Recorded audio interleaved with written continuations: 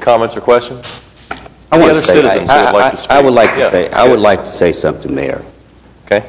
And I want to share this because I'm one of those individuals who firmly believe that there is a government for the people and by the people.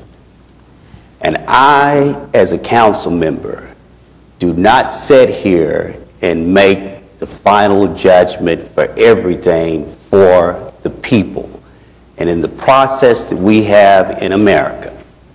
And if it was not for that process, I am a pure witness of the fact that I would not be here today if it was not for the belief and the trust and the process that we have in America to let the people decide. And this issue that we're here before today, it's not the first issue that we've had like this. There's been 2 prior issues in which the citizens of this city stood and said, we will make the decision, yes or no. And so for all the comments, all the negatives, all the issues about when is the time, when is not the time, when is the right time. We just stood before, Ms. Johnson just stood before us and said, if she was a whiz, if we were whizzes, predicting the future. And I take some personal issues with this because as an African American, when I look around this city, and I look at the city that I live in, and I look at the history of this city, and I see that from the northeast quadrant of Oklahoma City, the transformations that has occurred, the racism that existed in the past, the continued complaints of citizens as it relates to not because there's not enough public safety, but some of the treatment that they say that they receive as a result of that we have. When I look at some of the issues of the housing, and I look at some of the issues of the surfacings of the streets, and I continue to hear people say that we continue to get the little bit of the services as opposed to the whole. But because those individuals continue to have faith, because they continue to believe in a process that says that it's going to be a fair and equitable playing field through this system. The maps for kids, and when I look at the Northeast Quadrant in reference to the schools, the citizens that voted 2-1 for maps for kids, they believed that they were going to get brand new schools, and those brand new schools came to light. The Douglas School, the Douglas Field, and all the improvements, those citizens see that their vote was not in vain.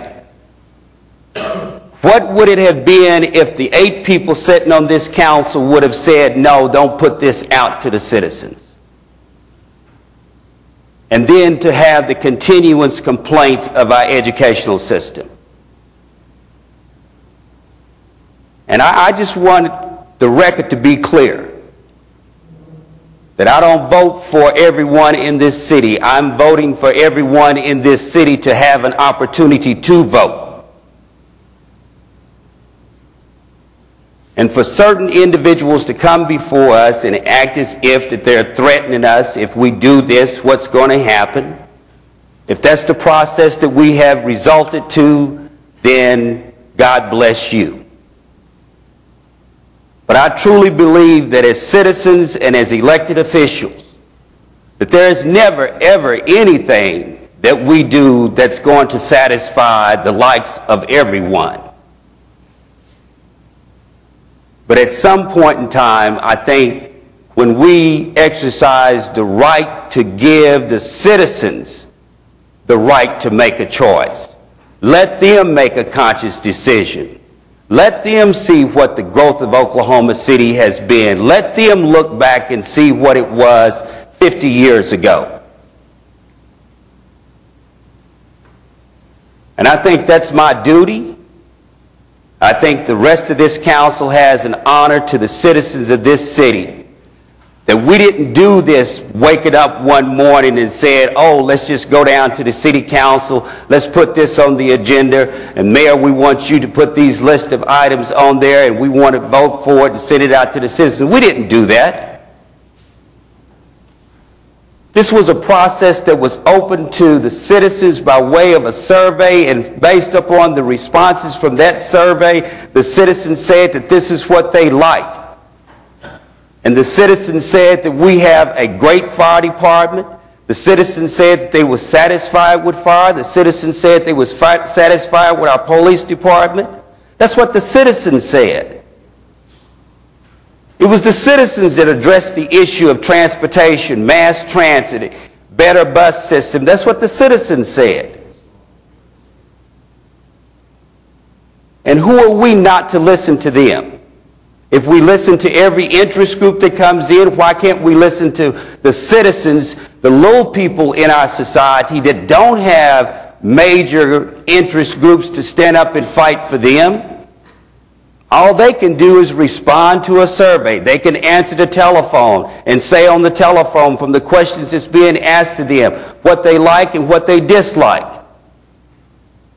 And that's what the city council is supposed to look at and respond to make it better, to improve it. And that's all we're trying to do.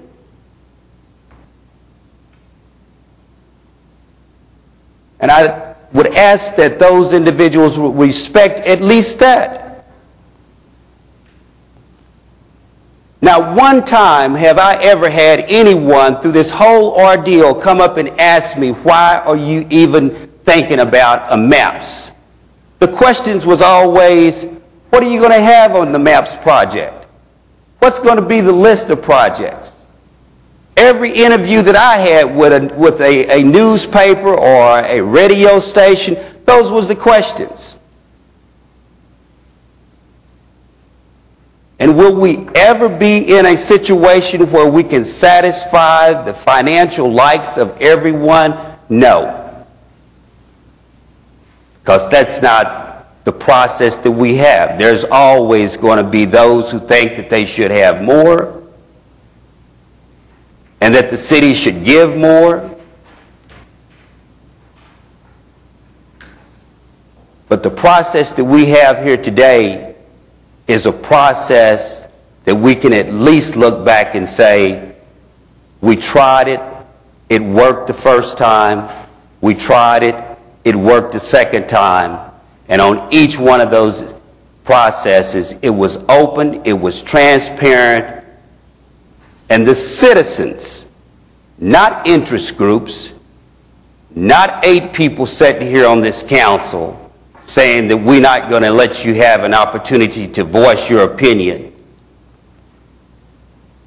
And I'm sure a lot of people would like to stand here today and say what they like or dislike.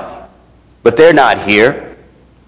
So that day will come in which the judgment will be made based upon those individuals making a rational decision for their own self-interest and for what they believe the growth of this city should be in the next 15 or 20 years. Thank you.